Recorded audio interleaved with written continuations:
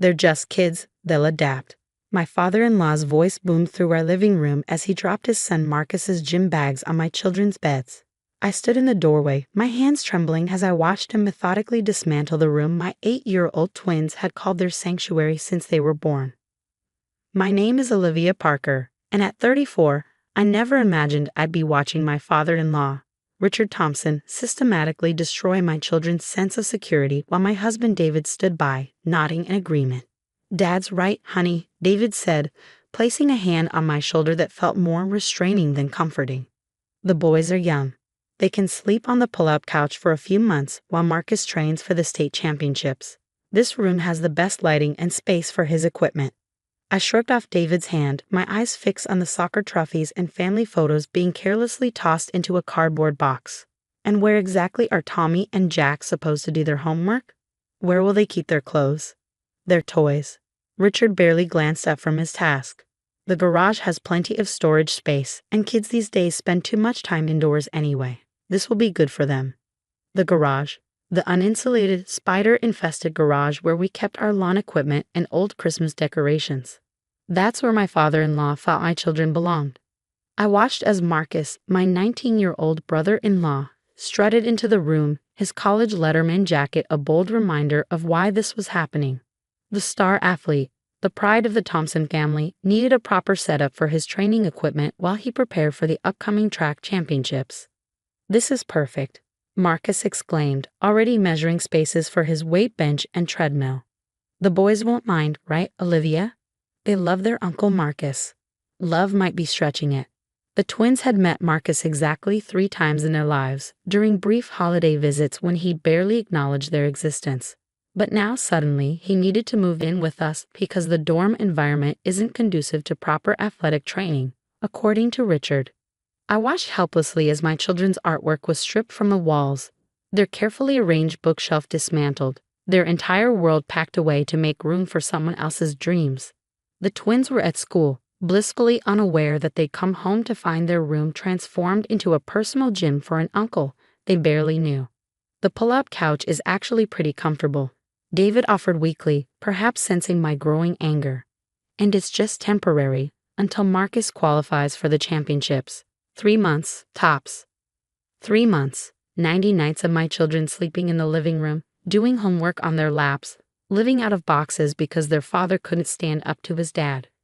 Because in the Thompson family, athletics always came first, and Richard's golden boy couldn't possibly be expected to train in a regular gym like everyone else.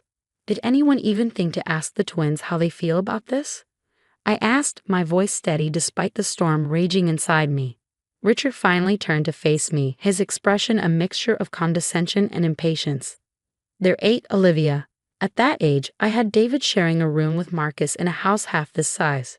Your boys are lucky to have a comfortable couch and a nice living room. Some children don't even have that." The comparison made my blood boil. David had spent years in therapy working through the resentment of always having to sacrifice for his younger brother's athletic pursuits. Now here he was, perpetuating the same cycle with his own children. Besides, Marcus chimed in, "I'll make it up to them. Once I win the championship, they can tell everyone their uncle is a state champion. That's way cooler than having their own room." I bit back the retort that threatened to escape. My children didn't need a state champion uncle. They needed their own space, their own beds, their own sense of security. But looking at the 3 Thompson men, their faces set with that familiar stubborn determination, I knew arguing would be pointless. Instead, I turned and walked to the kitchen, my mind already formulating a plan. If they thought I was going to stand by and watch my children be treated like second-class citizens in their own home, they had severely underestimated me. As I heard them continuing to rearrange the room, discussing where to place Marcus's medals and trophies, I pulled out my phone and made 2 calls. The first was to my sister Emma, a real estate lawyer who had helped us buy this house 5 years ago. The second was to my mother, who had never quite warmed to the Thompson family's particular brand of entitlement. By the time I hung up, I had the beginnings of a solution that would make Richard regret ever suggesting my children belonged in a garage. "The boys will understand," David said later that evening as we prepared dinner. "They know family has to stick together." I stirred the pasta sauce with perhaps more force than necessary. "Yes, they do," I replied quietly. They absolutely do. That evening, watching my twins try to hold back tears as they discovered their room transformed into a makeshift gym, broke something inside me. Tommy clutched his favorite stuffed dinosaur, the only toy he'd managed to rescue before everything else was relegated to the garage. Jack just stood there, staring at the weight bench where his bed used to be. "But where are we supposed to sleep?" Jack asked, his small voice trembling. Before I could answer, Marcus bounded into the room, already dressed in his training gear. "Check it out, little dudes. Isn't this awesome? Your room is going to help me become a champion." The twins pressed closer to me, shrinking away from their uncle's forced enthusiasm. David appeared behind Marcus, carrying blankets for the pull-out couch. "Come on, boys, it'll be like camping. You love camping, remember?" "We camp in tents," Tommy whispered. "Not our living room." Richard's booming voice carried from the kitchen, where he was instructing his wife, Linda, on how to prepare Marcus's protein shakes. "The boys sound ungrateful, David. When you were their age, you never complained about sacrificing for family." I watched my husband's face fall slightly at the memory, but he quickly masked it. "Dad's right, kids. Sometimes we have to make sacrifices for the greater good." That night, after everyone had gone to bed, Marcus in my children's room, the twins curled up uncomfortably on the pull-out couch, I sat at the kitchen table with my laptop open. Emma's email contained everything I needed: property records, mortgage documents, and most importantly, the original agreement David and I had signed when we bought the house. My phone buzzed with a text from my mother. "The guest rooms are ready whenever you need them, sweetheart. Don't let those Thompsons bully my grandbabies." The next morning brought the first signs that this arrangement was going to be even worse than I'd imagined. Marcus started his training at 5 a.m., the whir of the treadmill and clang of weights jolting my children awake. By 6 a.m., Richard was in the kitchen, loudly preparing Marcus's champion's breakfast, while complaining about the twins' school backpacks cluttering the living room. "They need to learn to keep their things organized," he lectured as Tommy tried to find his homework among the blankets and pillows. "Marcus never leaves his equipment lying around." I bit my tongue, remembering the state of the garage where they'd haphazardly thrown my children's belongings. Linda hovered nearby, occasionally offering weak suggestions about maybe clearing some space in the basement for the boys' things, only to be immediately shut down by Richard. "The basement needs to stay open for Marcus' rainy day training," he insisted. "Can't have anything interfering with his routine." The breaking point came that afternoon. I arrived home from work to find Jack sitting on the front porch, crying quietly. Inside, I could hear Richard berating David. "Your boys need to learn discipline. Marcus can't concentrate with them running around the house making noise. They need to stay outside until he's done training." I found David in the kitchen, looking torn. "Dad has a point, Olivia." The boys were playing tag in the living room. "It's disruptive." They were playing in their home, I said quietly, dangerously. "Where exactly are our children supposed to exist, David? The garage isn't good enough for their belongings. The living room isn't good enough for them to play, and now they can't even be in their own house." "It's temporary," David repeated his new mantra. "Just until the championships." 3 days, I said, my voice steady. "That's how long this has lasted, and our children have already been relegated to second-class citizens in their own home." "Well, I've made some decisions of my own." I pulled out the documents Emma had sent me. "Did you know that when we bought this house, my name was put on the deed first? That legally, I have the right to determine who lives here." David's face paled. "Olivia, what are you saying?" "I'm saying that tomorrow morning, either Marcus and your parents find somewhere else to train, or the twins and I will be staying at my mother's house. And trust me, if we leave, the next paper you'll be seeing won't be property records, it'll be divorce papers." "You can't do this," Richard thundered, having entered the kitchen unnoticed. "This is about family, about supporting Marcus's dreams." I turned to face my father-in-law, years of pent-up frustration finally boiling over. "No, Richard, this is about 2 8-year-old boys who deserve to feel safe and valued in their own home. This is about not repeating the same toxic patterns that made your own son spend years in therapy. This is about being actual family, not just using that word to manipulate people into giving you what you want." The kitchen fell silent.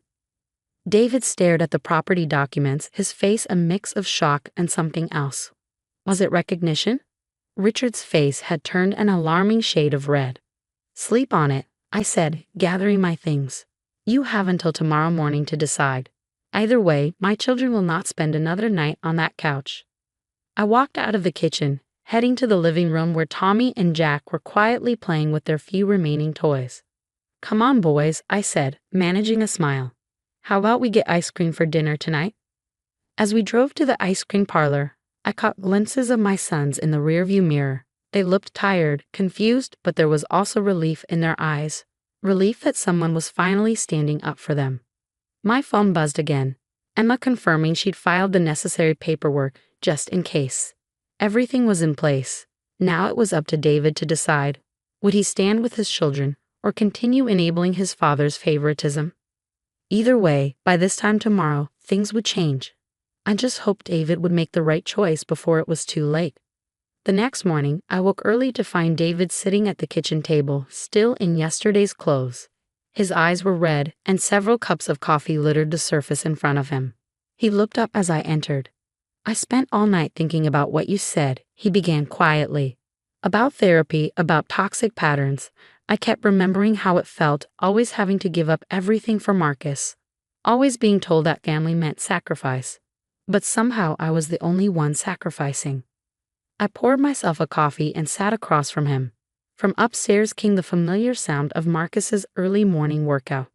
I called Uncle Steve last night, David continued. You know, Dad's brother. He told me something interesting. Apparently, he has a fully equipped home gym in his basement. He lives 15 minutes from the training center where Marcus practices. That's convenient, I said carefully, watching my husband's face. He offered to let Marcus stay with him months ago, but Dad insisted on coming here instead. Said it was about family bonding. David's laugh was bitter, more like about control. The sound of small feet padding down the stairs interrupted us. Tommy and Jack appeared, already dressed for school, their faces showing the strain of another uncomfortable night on the couch. David looked at our sons, really looked at them, perhaps for the first time since this nightmare began. I'm so sorry, boys, he said, his voice cracking. I forgot my most important job is being your dad. Before the twins could respond, Richard's heavy footsteps descended the stairs. Marcus needs his protein shake mix exactly right, he announced, then stopped short seeing us all at the table. David stood up. Dad, we need to talk. Marcus isn't staying here anymore. What followed was exactly the explosion I'd expected. Richard raged about family loyalty, about opportunities, about ungrateful children. Linda hovered anxiously in the background while Marcus stood on the stairs, looking surprisingly unsurprised. Actually, Marcus cut through his father's tirade. I'd already called Uncle Steve. He's coming to pick me up in an hour. The silence that followed was deafening. You what? Richard sputtered. His gym is better anyway, Marcus shrugged. And honestly, Dad, making my nephews sleep on a couch wasn't cool. Even I can see that. Within 2 hours, the house was restored to normal. Marcus and his equipment were gone, headed to Uncle Steve's. Richard and Linda left in stunning silence. Richard's parting shot about remembering who really cares about family falling flat in the face of David's quiet resolve. That afternoon, I helped the twins put their room back together. Every poster rehung, every toy rescued from the garage, every book back on its shelf. David worked alongside us, taking special care to position everything exactly as the boys wanted it. Is Uncle Marcus mad at us? Tommy asked as we made his bed with his favorite superhero sheets. No, buddy, David answered, pulling our son into a hug. Sometimes grown-ups forget what's really important. But I promise you, no one is ever taking your room away again. That evening, as the twins slept soundly in their own beds for the first time in days, David and I sat on the back porch. I called my therapist today, he said quietly. Made an appointment for next week. I don't want to carry Dad's legacy forward anymore. I squeezed his hand. You're already breaking the cycle just by choosing our children first. You know Dad won't forgive this easily, he warned. Maybe not, I agreed. But our job isn't to make your father happy. It's to make sure our children never have to doubt their place in this family.